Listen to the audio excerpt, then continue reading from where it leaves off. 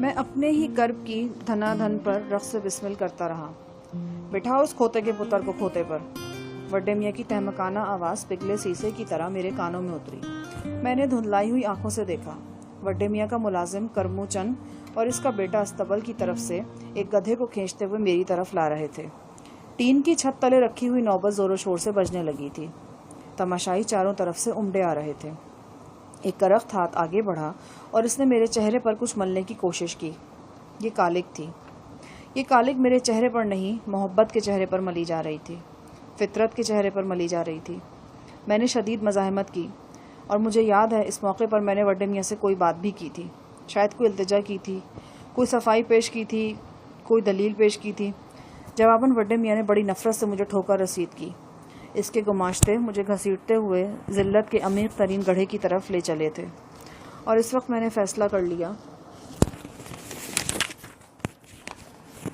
کہ اس گڑھے میں نہیں گروں گا، نہ گلے میں جوتیوں کا ہار پہنوں گا، نہ منہ کالا کراؤں گا، نہ گدھے پر بیٹھوں گا۔ اور میں نے یہ سب کیا۔ اور میں نے کیا کیا؟ میں نے کچھ بھی نہیں کیا۔ اگر یہ سب کچھ ہوگا تو میری لاش کے ساتھ ہوگا، میرے ساتھ نہیں، وقار احمد کے بیٹے کے ساتھ نہیں۔ پھر میں نے بھرپور مزاحمت کی۔ مجھے یاد ہے میں دیوانوں کی طرح ہاتھ پاؤں چلا رہا تھا، دانتوں سے کاٹ رہا تھا، مچھلی کی طرح تڑپ رہا تھا۔ درجنوں ہاتھ مجھے گرفت میں لے رہے تھے اور میں ان کی گرفت سے پھسل رہا تھا۔ کسی شخص کو زبردستی گدھے پر بٹھا کر اس کا جلوس نہیں نکالا جا سکتا۔ ایسے جلوس اس وقت نکلتے ہیں جب سزا دینے والا پوری طرح غالب اور سزا پانے والا پوری طرح مغلوب ہو جائے۔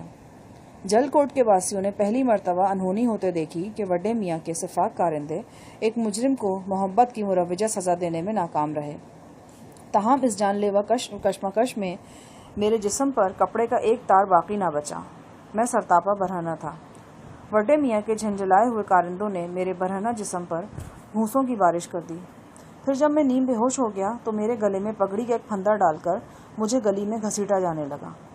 یہی وقت تھا جب ابا جان ہانپتے کانپتے موقع پر پہنچے۔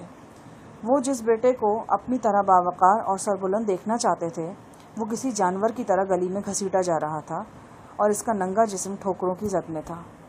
وہ یہ منظر دیکھ کر وہ مر نہ جاتے تو کیا ہوتا، اور وہ مر گئے، اسی جگہ، وہیں کھڑے کھڑے۔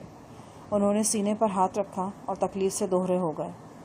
لوگوں نے انہیں سنبھالنے کی کوشش کی، لیکن وہ سنبھلنے کے لیے نہیں گرے تھے۔ بے حد شدید ہارٹ اٹیک ہوا تھا انہیں۔ چند منٹ کے اندر اندر ان کی روح قفس انصری سے پرواز کر گئی۔ کسی نے میرے گلے سے پگڑی نکالی، کسی نے تہبند باندھا، اور کسی نے سہارا دیا۔ نوبت خاموش ہو چکی تھی اور میں چپ چاپ کھڑا تھا۔ نہ میری آنکھ میں آنسو تھا، نہ میرے دل میں کوئی شدید قسم کا اضطراب۔ یوں لگتا تھا کوئی معمولی واقعہ رونما ہوا ہے۔ والد صاحب فوت ہو چکے تھے، مگر کچھ لوگوں کا خیال تھا کہ وہ ابھی زندہ ہیں، انہیں اسپتال لے جانا چاہیے۔ میں نے دیکھا لوگ میرے والد کی لاش چارپائی پر رکھ کر ایک طرف بھاگے جا رہے ہیں۔ پھر ہمارے محلے کی طرف سے روتی پیٹتی عورتیں برآمد ہوئیں۔ ان میں میری والدہ سب سے نمایاں تھی۔ وہ عورت جو بلوغت سے لے کر اب تک 7 پردوں میں رہی تھی، ننگے سر اور ننگے پاؤں بھاگتی آ رہی تھی۔ کاش اس وقت زمین پھٹ جاتی یا آسمان میرے سر پر ٹوٹ جاتا۔ میں نے اپنی والدہ کی دلدوز چیخیں سنی۔ وہ لوگوں کے ازدحام میں مجھے اور والد صاحب کو ڈھونڈ رہی تھیں۔ عورتیں انہیں سنبھال رہی تھیں، مرد دلاسا دے رہے تھے۔ وہ صدمے سے بے ہوش ہو کر پختہ گلی میں گر گئیں۔ تماشائی ایک دم ان کے گرد جمع ہو گئے، جیسے چند لمحے پہلے وہ والد صاحب کے گرد جمع تھے۔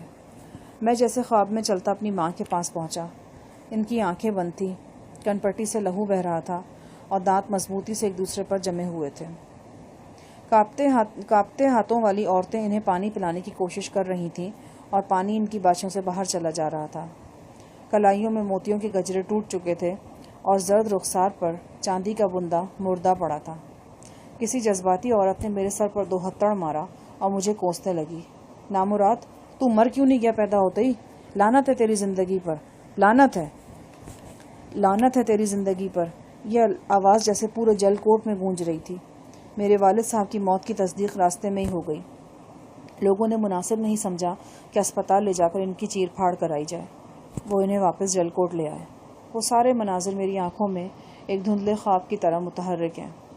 ہمارے گھر کے صحن میں نیم کے پودے تلے عورتوں کا ہجوم، ایک چارپائی پر والد کا بے حس و حرکت جسم، ان کی چھاتی سے لپٹی ہوئی میری منی بہن، نوحے، چیخیں، آہو بکا، پھر والد صاحب کا کفن میں لپٹا ہوا چہرہ میری نگاہوں کے سامنے آیا۔ وہ سفر آخرت پر جانے کے لیے تیار تھے۔ سر کے خوبصورت بالوں میں گلاب کی پتیاں اٹکی ہوئی تھیں۔ نیلگوں ہونٹ ذرا سے وا تھے۔ وہ نیم باز آنکھوں سے اپنے گلشن کے در و دیوار پر آخری نگاہ ڈال رہے تھے۔ والد کی وفات کے بعد امی جان 6 روز مسلسل بے ہوش رہیں۔ ان کے ایک نتنے سے کبھی کبھی خون رسنے لگتا تھا۔ انہیں ساہیوال کے مشن اسپتال لے جایا گیا۔ معلوم ہوا کہ ان کے دماغ کی نس پھٹ چکی ہے۔ 7ویں روز وہ ہستی بھی مجھ سے جدا ہو گئی جس کے ہاتھ ہر وقت میرے لیے دعا کے لیے اٹھے رہتے تھے، اور جس کا آنچل وقت کی چلچلاتی دھوپ میں میرے لیے سر کا سایہ تھا۔ میری ماں مر گئی۔ میں اور شفتہ اس دنیا میں تنہا رہ گئے۔ یتیمی کا سورج سوا نیزے پر آ گیا اور ہمارے کومل جسموں کو جھلسانے لگا۔ ہم چند روز قصبے کے امام صاحب کے گھر رہے، پھر چچا جلیس اپنے گھر لے گیا۔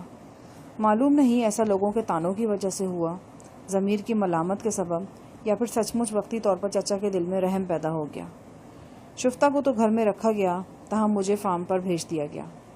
یہ فش فارم تھا، اور یہاں چچا نے بھینسیں وغیرہ بھی رکھی ہوئی تھیں۔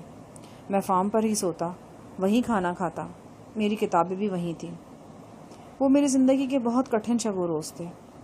باپ کی مہربان صورت، ماں کی نرم گود، اور صحن میں نیم کی ٹھنڈی چھاؤں ہر گھڑی یاد آتی تھی۔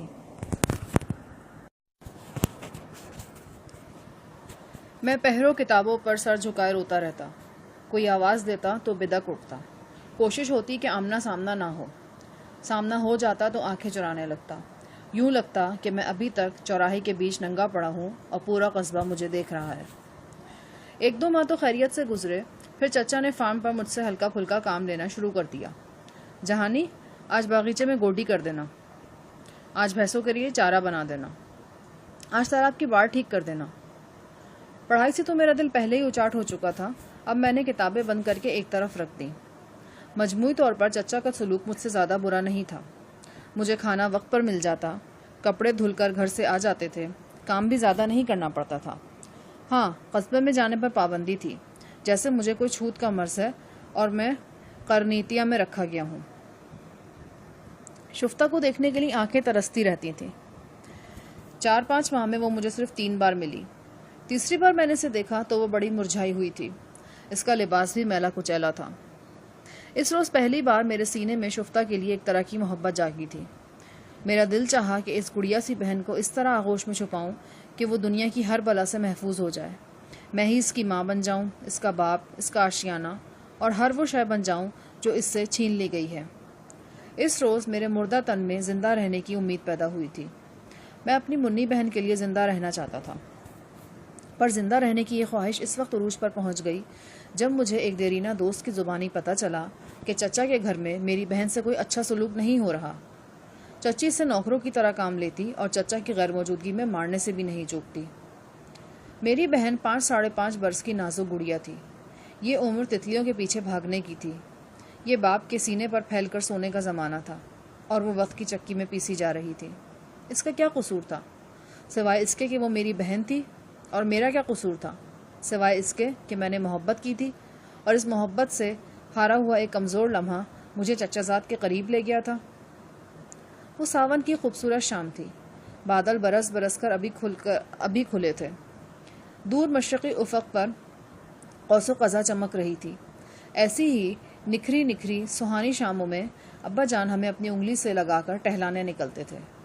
آسمان اس وقت کتنا وسیع اور خوبصورت ہو جاتا تھا۔ لگتا تھا نور کی روشنائی سے فضا میں قوقاف کی کہانیاں لکھی ہوئی ہیں۔ اس روز اپنی گمگشتہ جنت دیکھنے کے لیے میرا دل بے قرار ہو گیا۔ میں اپنا گھر دیکھنا چاہتا تھا، اور میرے قصبے میں داخلے پر چچا کی طرف سے پابندی تھی۔ میں بہت دیر تک سوچتا رہا، پھر جووی کے اونچے کھیتوں میں چلتا قصبے کی طرف بڑھنے لگا۔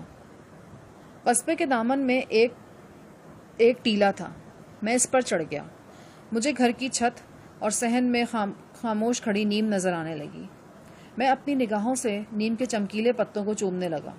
مجھے لگا جیسے میرے ساتھ وہ بھی رو رہے ہوں۔ میں نے تصور کی نگاہ سے دیکھا، اس نیم تلے ایک ویران صحن ہے جس میں خشک پتے بکھرے ہوئے ہیں اور دیواروں پر ویرانی پر پھیلا سو رہی ہے۔ خالی کمروں کا منظر آنکھوں کے سامنے آیا اور کانوں میں وہ گمگشتہ گیت گونجنے لگا جس میں زندگی کے میلوں اور زندگی کی بے وفائی کا ذکر تھا۔ دفعتاً میں چونک گیا۔ میری نگاہ چند بچوں پر پڑی۔ وہ آبادی اور کھیتوں کے سنگم پر ایک گلی میں کھیل رہے تھے۔ مجھے لگا ان میں شفتہ بھی ہے۔ میں اسے دیکھنے کے لیے بے قرار ہو اٹھا۔ تھی تو یہ چچا کی حکم عدولی، لیکن میں اس حکم عدولی سے باز نہیں رہ سکتا تھا۔ میں کھیتوں کے اندر ہی چلتا ہوا گلی تک پہنچا۔ وہ شفتہ ہی تھی۔ اس کے بال گرد میں اٹے ہوئے تھے، چہرے پر میل کچیل اور لباس پر یتیمی کی چھاپ تھی۔ پہلی نظر میں وہ مجھے پہچانی ہی نہیں گئی۔ شفتہ، میں نے اسے آواز دی۔ وہ چونک کر میری طرف دیکھنے لگی۔ اس کی آنکھوں میں میرے لیے اپنائیت کے ساتھ اجنبیت بھی تھی، جیسے وہ کسی دوراہے پر کھڑی ہو۔ میں نے لپک کر اسے اپنی باہوں میں لے لیا۔ وہ بس کسمسا کر رہ گئی۔ میں نے دیکھا اس کی نازک ہتھیلی پر جلنے کا داغ تھا۔ زخم پر نیلی دوا لگی ہوئی تھی اور کھرن کے نیچے سے سرخ گوشت نظر آ رہا تھا۔ یہ کیا ہوا شفتہ؟ کیسے جل گیا؟ میں نے تڑپ کر پوچھا۔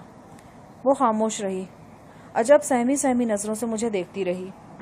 وہ جو ہر وقت چہکتی تھی اب باتیں کرنا بھی بھول گئی تھی۔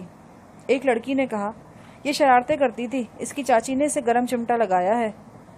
میں سرتاپا لرز گیا۔ کیا شرارت کی تھی تم نے شفتہ؟ کیا کیا تھا؟ بتاؤ کیا کیا تھا؟ وہ خاموش رہی اور اپنے فراک کا کونا موڑتی رہی۔ اس کی ننھی سی گول مٹول ناک پر پسینے کی چمک تھی۔ وہ کربناک انداز میں شرما رہی تھی۔ میرا قلم وہ نقشہ کھینچنے سے قاصر ہے جو اس وقت میں نے اپنی معصوم بہن کے چہرے پر دیکھا۔ میری آنکھوں میں آنسو منڈائے۔ کیا شرارت کی تھی تم نے؟ میں نے اسے دونوں شانوں سے جھنجھوڑ کر بلند آواز میں پوچھا۔ ایک لڑکا بولا، اس نے شرارت نہیں کی تھی، چوری کی تھی، دودھ پر سے ملائی اتار کر کھائی تھی۔ اس کی چچی نے پکڑ لیا اور جس ہاتھ پر ملائی لگی ہوئی تھی اس پر گرم چمٹا لگا دیا۔ میں نے بے اختیار اپنے ہونٹ شفتہ کی زخمی ہتھیلی پر رکھ دیے اور اسے باہوں میں بھینچ لیا۔ میری بہن، میں تجھ پر قربان، میں تیرے لیے اپنی زندگی لٹا دوں گا۔ اسی لمحے اسی جگہ بیٹھے بیٹھے میں نے تہیہ کر لیا کہ اب اپنی بہن کو یہاں نہیں رہنے دوں گا اور نہ خود رہوں گا۔ دور، کہیں بہت دور چلا جاؤں گا، کبھی نہ واپس آنے کے لیے۔ بعض فیصلے ایسے ہی طوفانی ہوتے ہیں۔ لمحوں کی جنبش سے زندگیوں کا رخ متعین ہو جاتا ہے اور سینے میں اٹھنے والی ایک ہی بلند و بالا لہر سفینوں کو منزل تک پہنچا دیتی ہے۔ میں نے بغیر کچھ سوچے سمجھے شفتہ کو بازوؤں میں اٹھایا اور لمبے لمبے ڈگ بھرتا ہوا کھیتوں میں آ گیا۔ اس وقت قوس و قزح میرے سامنے تھی اور دور افق کے اس پار کہیں کوئی مہربان زمین مجھے پکار رہی تھی۔